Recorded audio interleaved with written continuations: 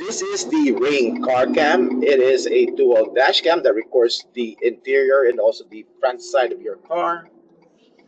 And it can connect to both LTE connection and Wi-Fi, so you can protect your car from anywhere. Hello guys, LifeHackster here. Today we'll be checking out the Ring car cam. This is mostly going to be just an initial review, but I will definitely keep using this and we'll make another video on how it performs the next few months. We'll check out its features, a quick unboxing, install and setup, and check the video quality of its cameras and its performance. First, let's address the issue of car security and where this Ring car cam will shine compared to other dashcam brands in the market today. But what is really missing are real-time notifications to your phone if your car is bumped or get broken into. Most dashcams doesn't have this notification feature, and because the Ring car cam can connect to your home's Wi-Fi and with subscription to Protect Go, which uses LTE connection, it will notify you in real time and also record the event, like when your car is hit in the parking lot at the mall or someone broke into your car parked at Walmart, and you can watch live view and start two-way talk. It has two dual-facing dashboard cameras. The front-facing one has a 119.5-degree diagonal field of view, and the inside car-facing one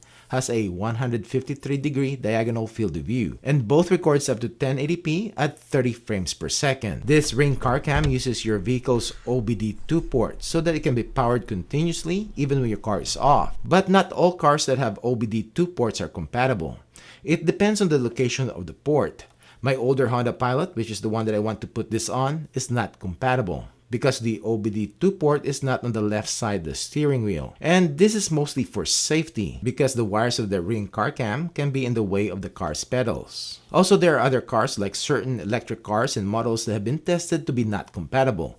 I will link Ring's webpage down below so that you can check your car's models before planning to purchase this. This Ring car cam also works just using your home Wi-Fi connection to be able to connect to it using the Ring app. But you will not get the cloud recordings, no rich notifications, or you cannot download and share your videos. To get all the features, it needs a subscription to Protect Go for cellular LTE connectivity, which is $6 per month or $60 a year per camera. Now, this will give you 2 GB of LTE data per month. And you'll be notified when you use this all up and to opt in for data overage charge if you want. You will use LTE data when your car is not connected to your home's Wi-Fi and you check the camera's live view or access the camera's local recordings. With subscription and cloud recording, only the first 20 seconds of an event will be uploaded to the cloud.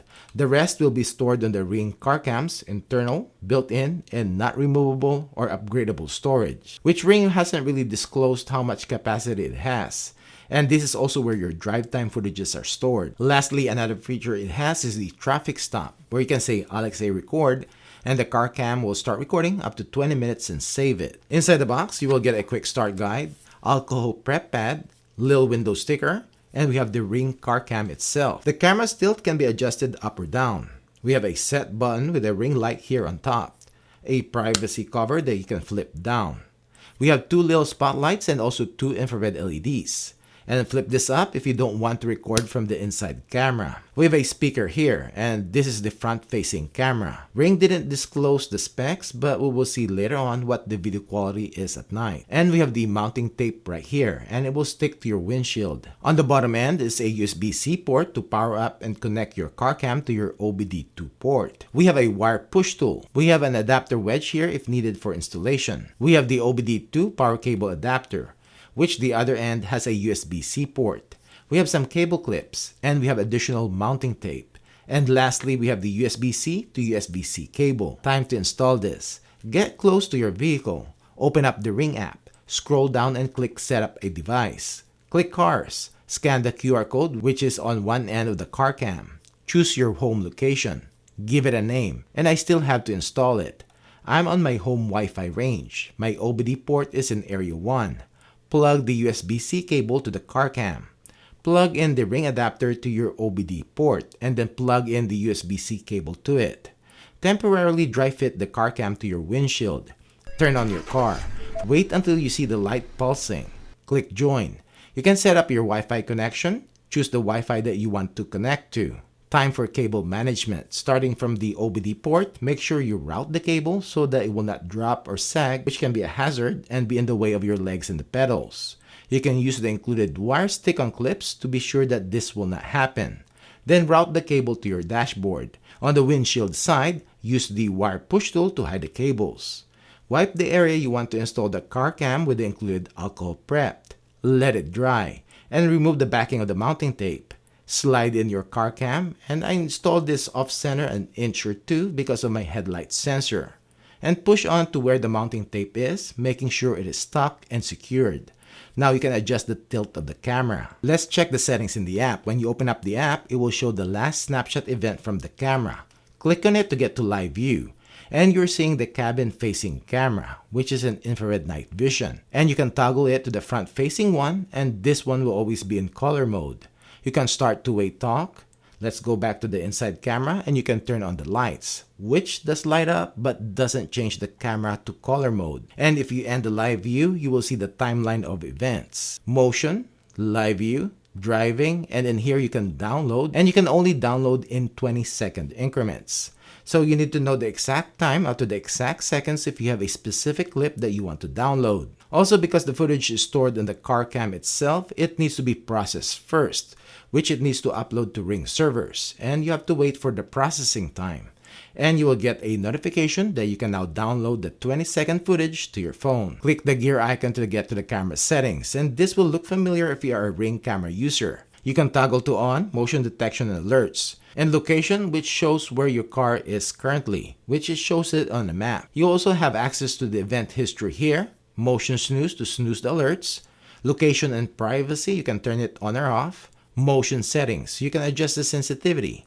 Ring didn't state what type of motion sensor they use, but I think it is some type of a vibration sensor. It does seem to work pretty good though in half to 3/4 sensitivity. There is advanced settings. You can turn interior motion verification to on, and this will only detect movement inside the car and not outside. But this means it will not get triggered by bumps or crashes, so I'll keep this to off. Motion frequency, you can set it all the time, regularly, or periodically. This is the notification cool off, so frequent for me. We have device settings. In here, we have video settings, stop for live view, and local storage, two options, rewrite or loop recording, which it will record over older footage. Or you can set it to delete every day. Notification settings, toggle on and off, rich notifications, or change the alert tones. Vehicle battery usage, which you can choose how soon the camera will turn off to preserve your car's battery. The car cam monitors your car's battery, and it will turn off if there's not enough charge. Low is the default, and if you only drive the car 3 days per week or if you live in cold climates. Medium, if your battery is under 3 years old and you drive the car more than 3 times a week. High is for batteries under 3 years old and the car is driven daily. Let's check out the video and audio quality. So this is the video and audio quality of the Ring car cam, and this is what it looks like on the in-cabin facing camera. And this is what it looks like on the front facing camera. Both cameras are recording in 1080p at 30 frames per second. And let's see if it can read license plates of cars in front of me. I'm assuming it can if I am closer. So this is the video quality of the Ring car cam at night, and this is on the inside camera, in-cabin camera. Should be recording in infrared night vision. I could barely see the infrared light. I think there's one, but there is the blue status light, which is always on when it is recording, and it can be a little bit distracting. It's not too bright, but it's there. It's on. I'm not sure yet if I can turn it off. And also you can see the front facing camera, and this is how it looks like with some street lights and car lights. And this is what the video quality of the 1080p recording of the Ring at night. I'm out of my home Wi-Fi range, and I just want to check how fast the notification is to my phone when somebody ransacks my truck. So I'm on my LTE connection on both the Ring car cam and on my phone. Well, let's check it out. So somebody tries to open it and see if I get a notification here. There you go, that quick. And it has rich notifications. You're not really seeing who it is though, but you can open up the live view here, and you can see me here and there. That's cool. This is the audio quality coming out from the car cam. This is the audio quality coming out from the Ring car cam. All right, let's try the traffic stop. Record. You will get no response, but on the timeline, it will label it as a traffic stop. So I'm not sure about this one because the camera should be recording anyways as long as your car is on. And you can only download 20-second increments of the footage anyways. All right, here are things I noticed. You will usually get a motion alert every time you get in before you drive your car. But alerts stop when the car is turned on. This can be a good thing so that you know that motion detection is working. People walking by your car doesn't trigger the car cam, but if they bump or do a tire kick, they will trigger the camera and the notification. I haven't noticed any starting issue in my truck and I have set the battery usage to medium. And the car cam has been active all the time. My battery is past 2 years but less than 3 and I do use my truck every day. The internal storage hasn't loop record yet with multiple drives around town the last several days. Motion detection has been pretty accurate and that I can tell you that if someone messes with the truck, I will definitely get a notification. I don't get any false triggers with around 75% sensitivity. And as to video quality, this will not replace your dash cam. 1080p and the high compression that they use because the footage has to be uploaded to their servers to be processed, not really that good. Ring needs to have this with micro SD card recording instead of the internal storage. And we can just remove the SD card to transfer the footage to the computer in a less compressed state. And talking about internal storage, with my VOFO 4K dashcam, I'm on my 3rd micro SD card since I've installed it 3 years ago. And this might be the Texas heat, but even high endurance cards gave out. So I can't wait to see how this Ring car cam will perform this coming summer. Anyways, I'll be doing an update video on this after a few months of use. And that's it for this video. Thanks for watching.